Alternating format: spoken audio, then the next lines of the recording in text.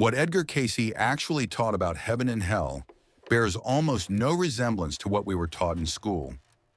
Not in religious instruction, not in modern spirituality. Neither one. Across the centuries, humankind has searched for the answer to a single question. What becomes of a soul that loved, suffered, lived, and one day takes its final breath? A viewer recently posed this question to me, and it resonated more deeply than I anticipated. Because whether you were raised in faith, whether you've left religion behind, or whether you've spent your entire life searching for what's genuinely true, this question lies beneath all the others. In Cayce's readings, you won't discover the answer we were handed as children, but neither will you find the trendy notion that everything is love and light, and that only unconditional bliss awaits every person. There's something different there, something more precise, more rigorous, yet at the same time offering far more hope than any oversimplified fairy tale. This will be an in-depth discussion. Stay with me to the end. Why does this question matter? The version most Westerners were raised with came from a specific interpretation of Christian tradition. Heaven, a realm of eternal reward. Hell, a realm of eternal punishment. A final judgment determining which direction you take. And once you arrive, you remain forever. This version has molded how billions of people understand death, morality, and meaning itself. It has been used to frighten children. It has been used to console the dying. It has been used to justify nearly every type of human conduct, both noble and monstrous.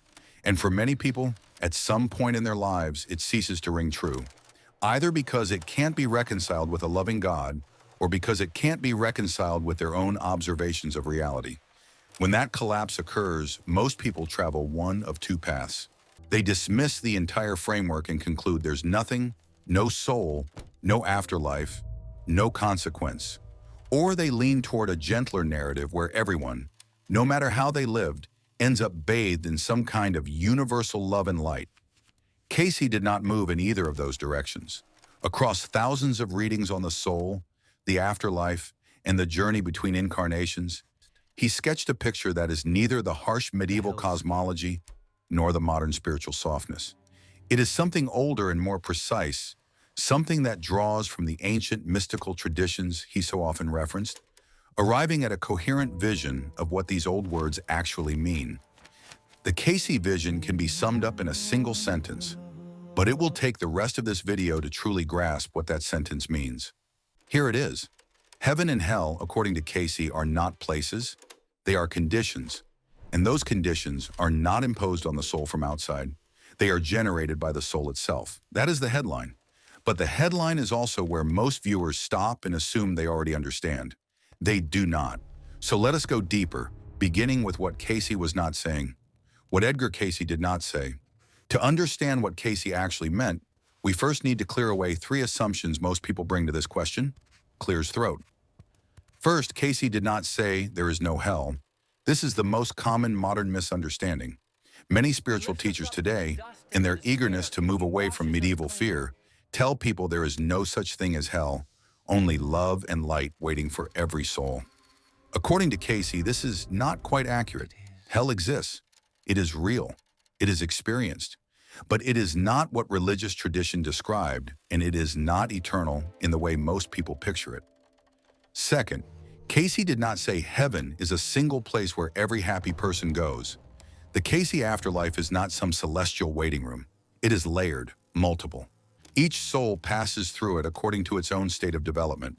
What appears as heaven to one soul may seem like an ordinary classroom to another, and like an uncomfortable confrontation to a third. The destination isn't uniform because the souls who arrive there aren't uniform either. Third, Cayce did not claim that judgment originates from God. This is perhaps the most crucial correction. The traditional image portrays a divine judge weighing souls and assigning them their places. The Cayce view offers something quite different. Upon leaving the body, the soul is shown, or rather enters into direct awareness of, its own condition. The judgment isn't external. The judgment is the soul's own recognition of what it has become through the choices it made. This is harder to grasp than divine judgment, but stay with it. Within the Cayce framework, there is no judge in the traditional sense. There is awareness. The soul, no longer shielded by the body and the limitations of the physical mind, sees itself clearly for the first time. It sees the love it offered. It sees the harm it caused. It sees the patterns it created. And that very seeing produces what we call heaven or hell.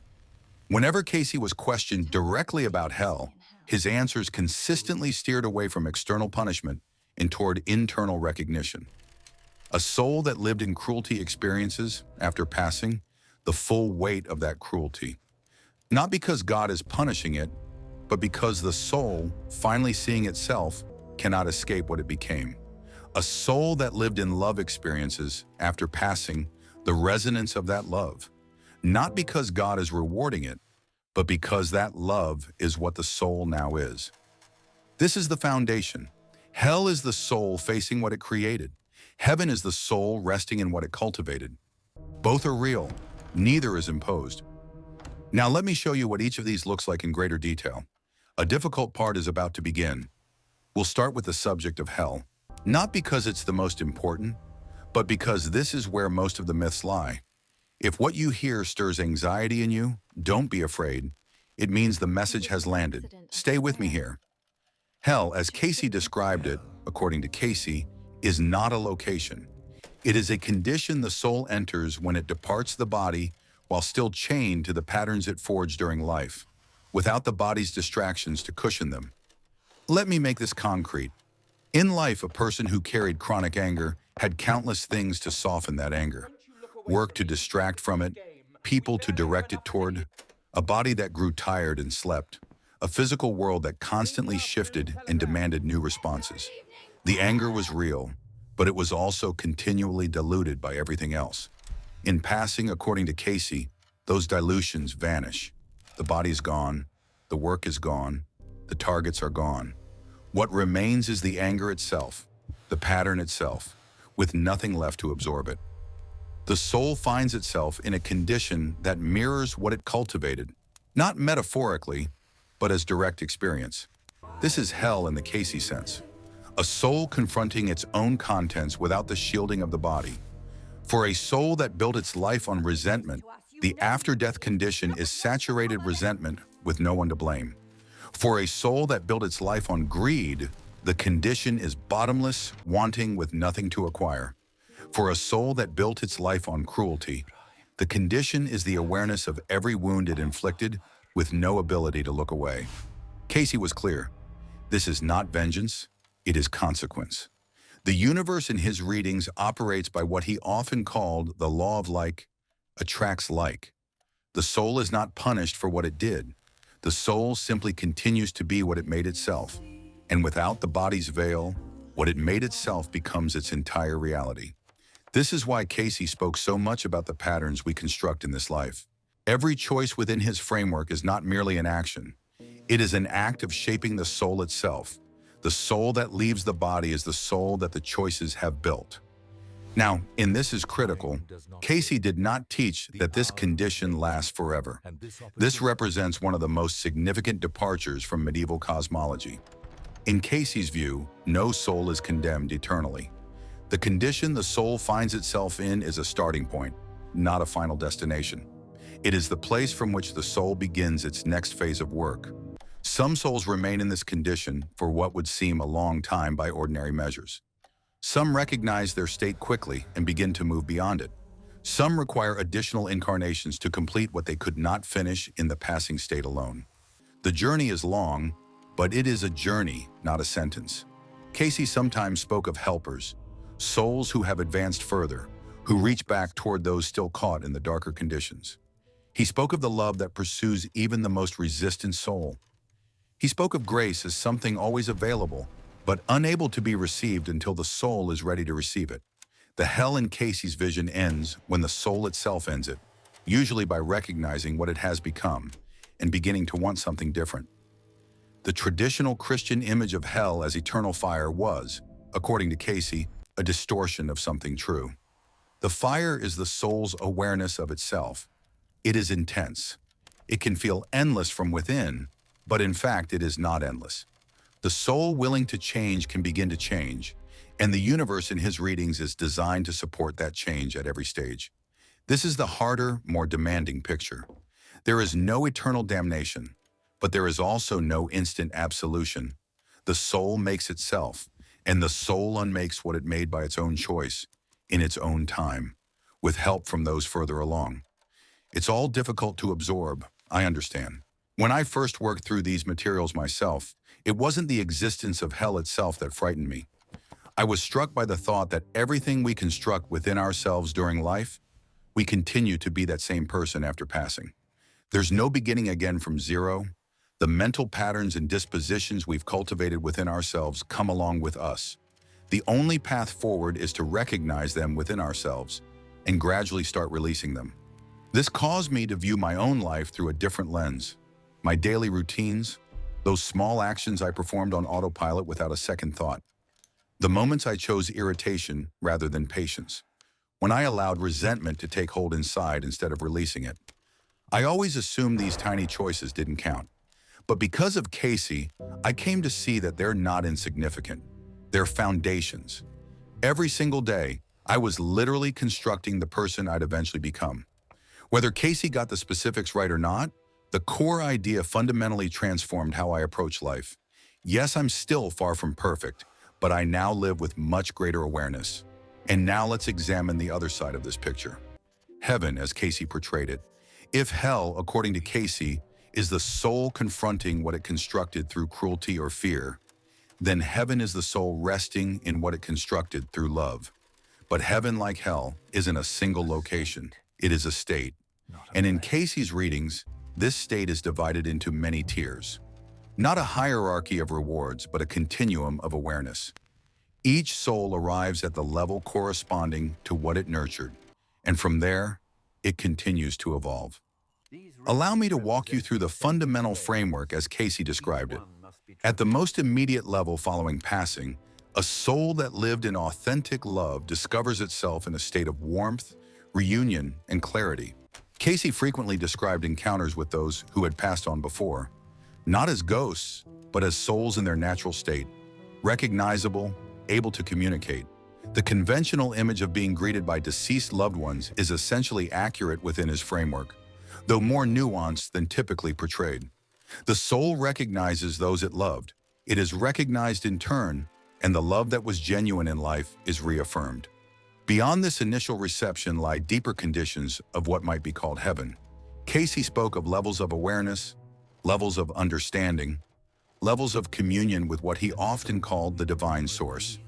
Each soul moves into the level that matches its actual development, not its religious affiliation, not its outward conduct, but its inner state. This is why Cayce occasionally said things that shocked conventional religious people. A soul that lived in genuine compassion, even without belonging to any religion, enters a high state. A soul that spent its life in formal religious practice, but without inner transformation, enters a more ordinary state.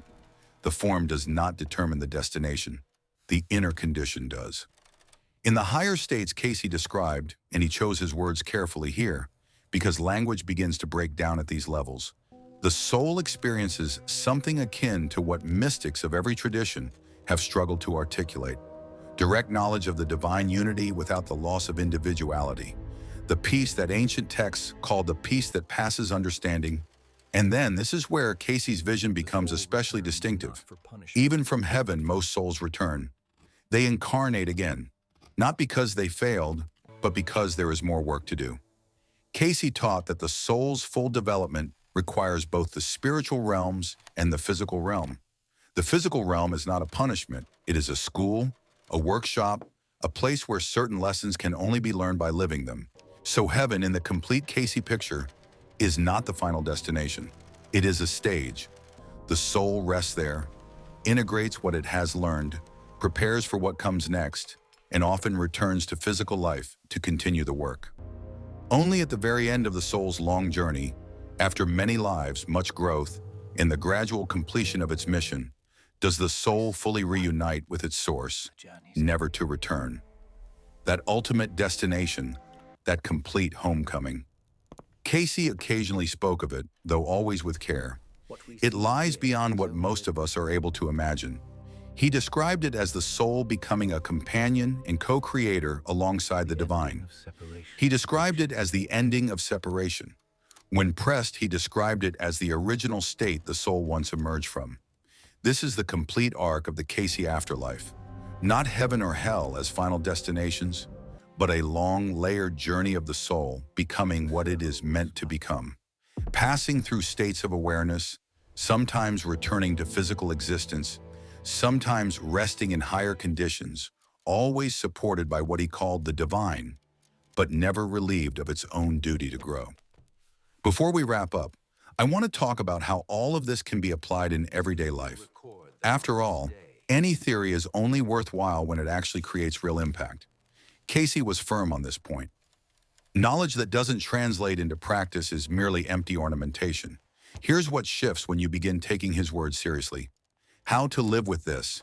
If Cayce was correct about even half of it, certain things become clear. First, every choice you make in this life is forming the soul you will be when the body falls away. Not in some far-off theoretical way, but in a very immediate way. The patterns you build today, the patience or the anger, the generosity or the resentment, the openness or the closing off, these patterns are not just events. They are construction. You are daily building the conditions you will inhabit when there is nothing else to inhabit but what you have created. This is not a threat. It is a practical observation. Most people live as if passing is the end of consequence. According to Cayce, passing is when consequence becomes most clearly visible. The body softens everything. The body distracts. The body forgets. Without the body, what remains is the soul itself. And the soul is precisely what the choices have made it. Second, the state you find yourself in after death is not permanent. This matters in two ways. It means no soul, however lost, is beyond change. The hell you can construct for yourself is real, but so is the way out. It begins with recognition, with wanting to be other than what you currently are, with opening even slightly to the help that Cayce said is always extending toward every soul. And it means the heaven you can cultivate is not a fixed reward. Even the soul in higher states keeps growing, serving, choosing. There is no final rest into idleness. There is only continued movement towards something more. Third, religious observance is not the path, but love is. Cayce was clear on this distinction. The forms of religion can support the inner work, or they can substitute for it. The form that supports is precious. The form that substitutes is dangerous, because it gives the appearance of progress without the substance. What determines a soul's destination is not which religion it belonged to, but what it actually became. Fourth and finally, compassion for others, both the living and the dead, is appropriate at every stage. According to Cayce, the soul in dark conditions can be reached by love directed toward it from others. Prayers for those who have died are not empty rituals. In his framework, they are real acts of help. They are the same love that reached toward you when you needed it, now reaching toward those who need it now. This is the practical core. You are constantly shaping yourself. You can change. Love is the operating force, not form, and those who have gone before are not beyond our reach. Let's finish on an honest note. I don't know if Cayce is right about everything. No one does. We are speaking about a theory that no one can personally verify until they find themselves there. But what I can say for sure is that this picture seems far more logical and coherent than anything else I have come across. It doesn't attempt to scare us, nor does it offer hollow reassurance. It regards our soul as a mature being, accountable for its choices, capable of evolving, and capable of finding its way back home no matter how long the journey takes. And even if this perspective isn't entirely accurate, the practical lesson drawn from it cannot be denied. We are continually shaping ourselves, and this process doesn't conclude when the body dies. The love we nurture within ourselves today is the very dwelling place where we will rest later, in whatever form that rest may take. If you were raised with the traditional notion of heaven and hell, I hope this video provides you with some food for thought, not as a substitute for older beliefs, but as a deeper exploration of the same eternal question. And if you've drifted away from any teachings altogether, I hope you can see that Cayce presents neither a medieval nightmare nor a modern void. It's something different, something far more ancient and far more demanding. Before you fall asleep tonight, reflect on one question. What am I cultivating within myself right now? Who will I be when my body is no longer there to somehow cushion my essence? Don't search for the answer in words. Simply allow the question to live within you. If anything in this video was meaningful or useful to you, please pass it along to someone who needs it at this moment. And if you'd like to continue along this path, there are many other videos on my channel exploring the soul's journey. Thank you for walking this path with me. I know these subjects aren't easy, and I'm grateful that I can explore them with people who are willing to listen sincerely. See you in the next video.